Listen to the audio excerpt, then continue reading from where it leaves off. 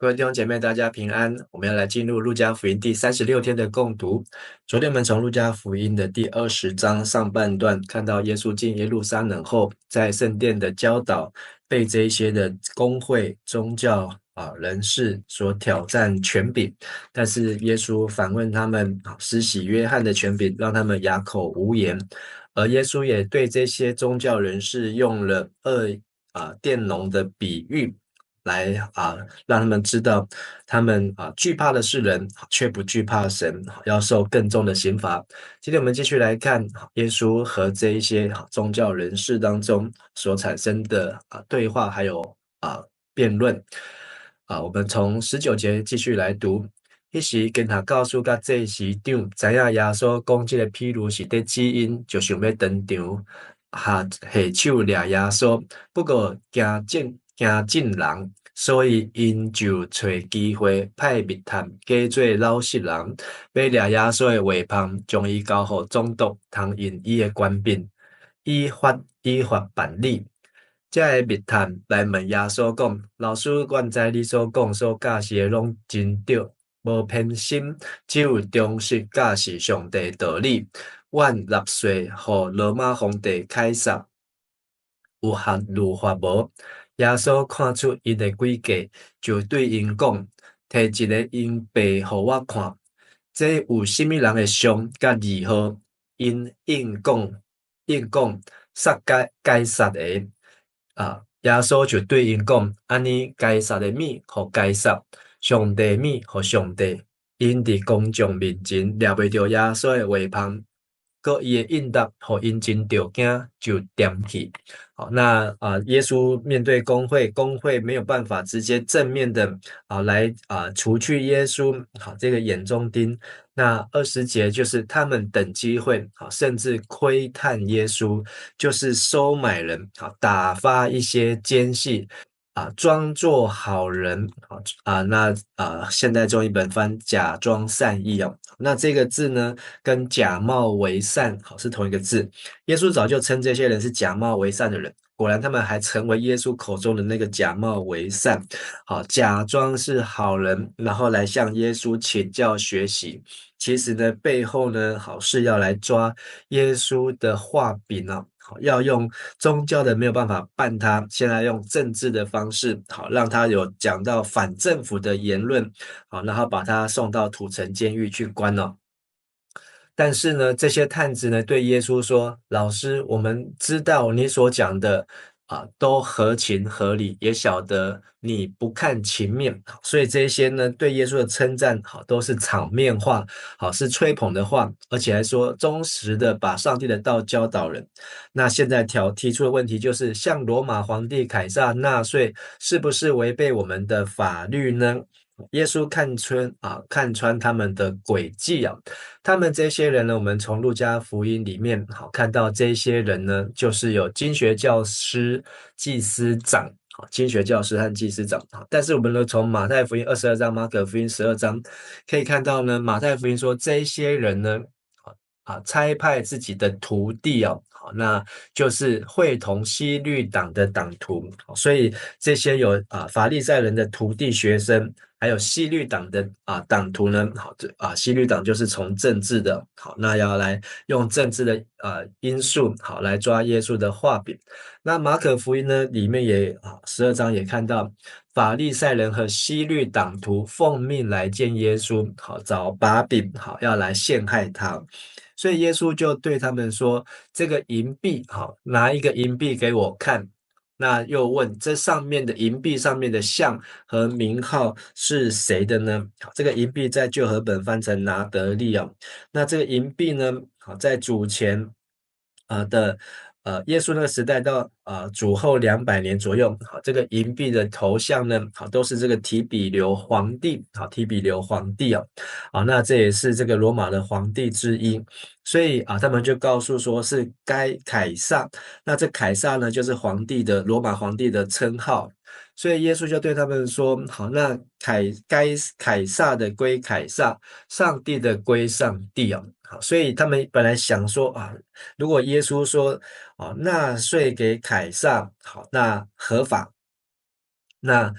耶稣呢，他就是得罪了犹太人，好，因为犹太人呢，他们其实特别是希律党呢，他们是很反对政府的。但耶稣如果说纳税给凯撒是不合法这下呢，他们就找到一个机会，可以将耶稣逮捕入狱说报告罗马政府，我们找到一个颠覆政府的政治犯。结果呢，耶稣没有中他们的计，而只说了凯撒的归凯撒，而上帝的归上帝，所以他们没有办法在这些事上找到耶稣的把柄，就令他们闭口无言了。好，所以他们派出去的学生，也是一样，一鼻子的灰，然后呢，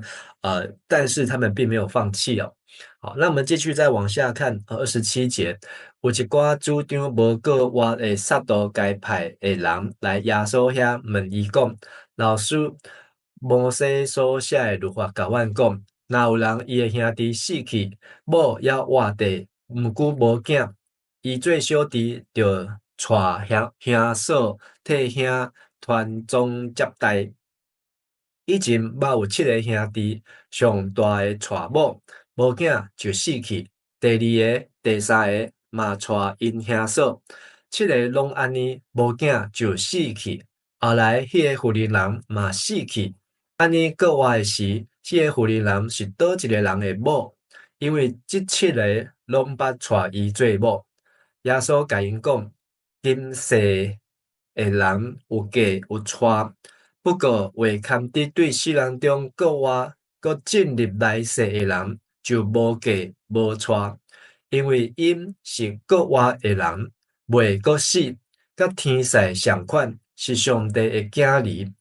关系世人国活的事，摩西已经伫得道的契配迄段经章有指明，嘛称呼主是阿伯拉罕的上帝、以撒的上帝、雅各的上帝。伊毋是死人的上帝，是活人的上帝。因为对上帝来看，因拢在活。有几个跟他教师对耶稣讲：“老师，你讲了真好。”因就毋敢搁甲伊问什么。那这段经文呢，是一个棘手的问题，可能法利赛人也想不出来这个问题，这个经学士也想不出来这个问题，反倒是呢，撒都该人，他们真的是一个很困扰的问题。撒都该这个名称的意思呢，是指正人君子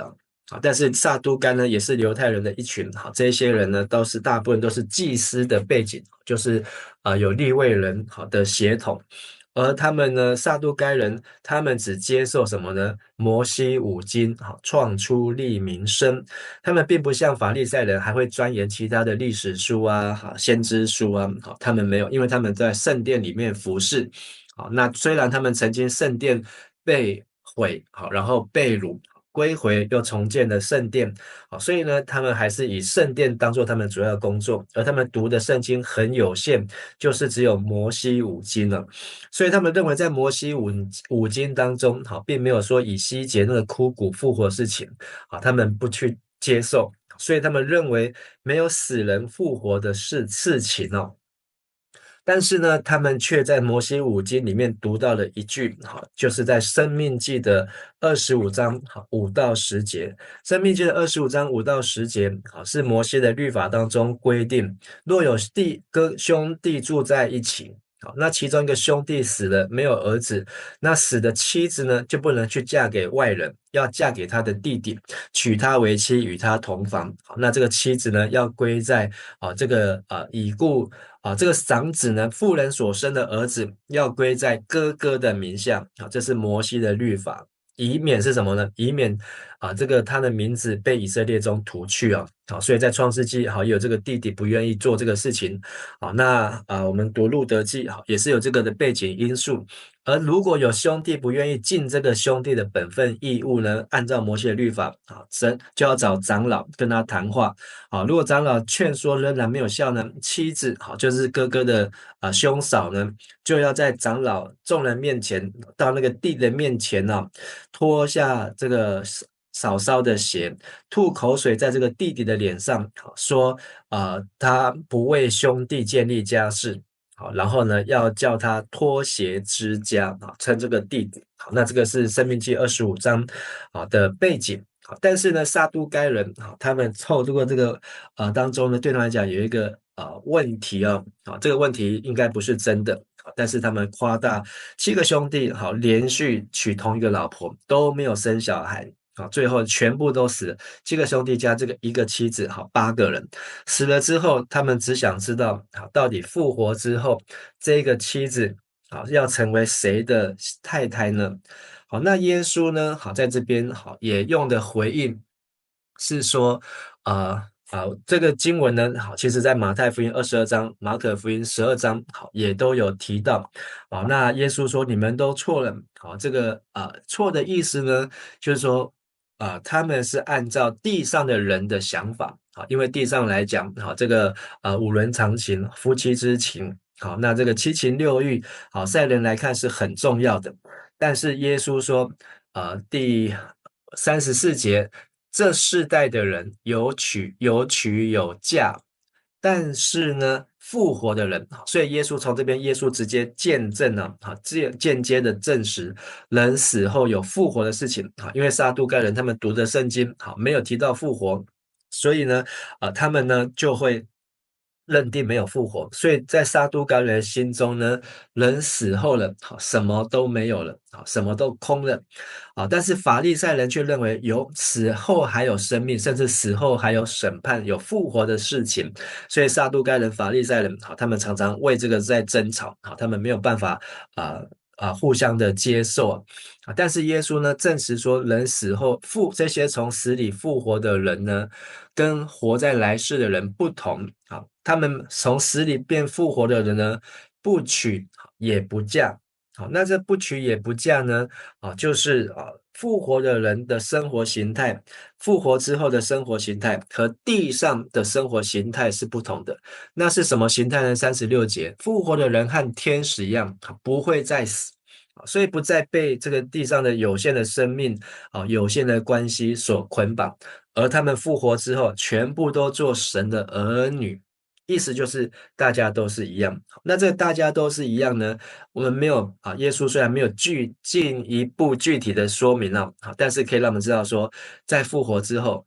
可能在世的时候这是我的儿子这是我的妻子。但是呢，在复活之后，我们都是神的儿子、神的儿女我们都是同样的辈分没有再有这个人间人世间的这个辈分的这样子的观念因为他们都是从死里复活做神的儿女。甚至耶稣在引用的是出埃及记第3章第2节耶稣这个摩西在何烈山这个在何烈山上看见荆棘被火燃烧，那听着荆棘里面有声音说他是亚伯拉罕的神、以撒的神、雅各的神这3个人的关系就是阿公、爸爸、儿子因为这3代嘛。但是耶稣说，这3代呢，这个神呢是同时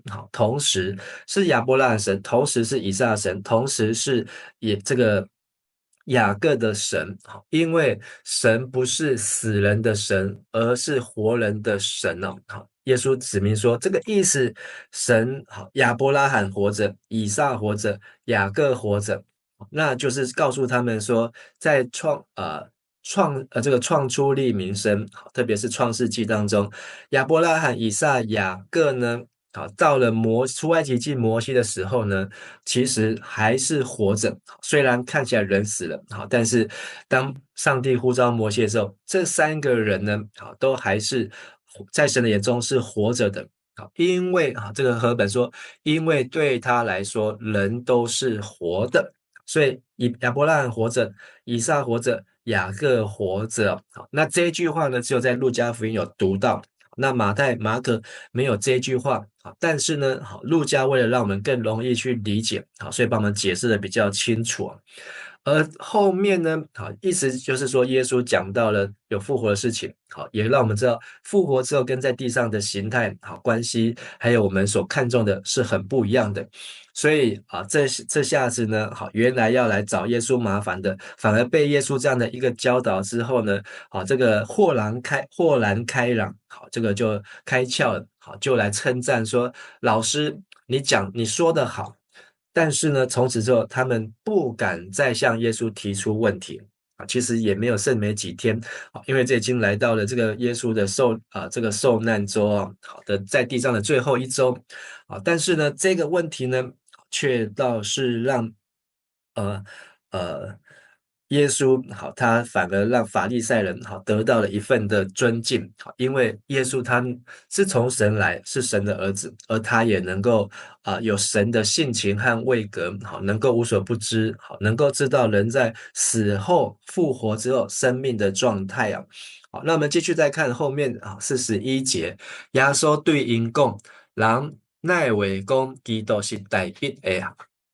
后代，代笔本身伫诗篇讲，主甲我的主讲，你坐我的正边，听候我互你的对敌，屈服伫你骹下。代笔就称呼基督做主，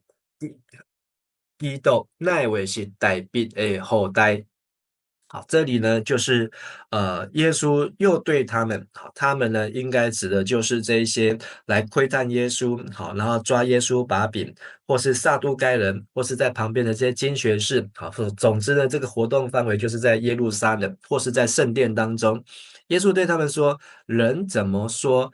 基督是大卫的子孙？那基督就是受膏者，受膏者就是指弥赛亚。好，大卫的子孙，好，这句话我们耳熟能详。好，路加福音18章讲到那个瞎子，好，约翰福音说他就是巴迪买，好，这个巴迪买呼叫大卫子孙，可怜我吧。好，这个大卫的子孙，好，耶稣，这是一个褒还是一个贬呢？大卫是以色列犹太人公认最伟大的王，但是如果他是大卫子孙，这个王好在大卫面前，那他不就要向他的祖先来磕头，或是向他的祖先来低头呢？但是耶稣在这边引用诗篇110篇，好来纠正或是更正，或是让我们有一个观念。好，在诗篇110篇，好第1节，这个诗篇是大卫的诗篇，但是这个诗篇一开始就写主，好，天上的神对我的主，两个主，意思就是说，在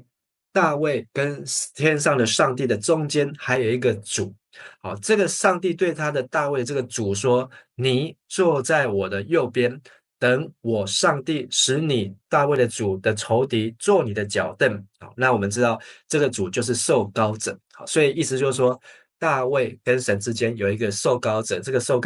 膏者就是弥赛亚，就是基督。所以基督呢，跟大卫到底谁比较大呢？好，基督好比大卫还大，因为大卫说都叫基督是主啊，好，主对我主说啊。好，所以大卫是一个预言师，好，这首111篇呢是一个预言师，好，但是预言师呢，好也宣告了，好，这个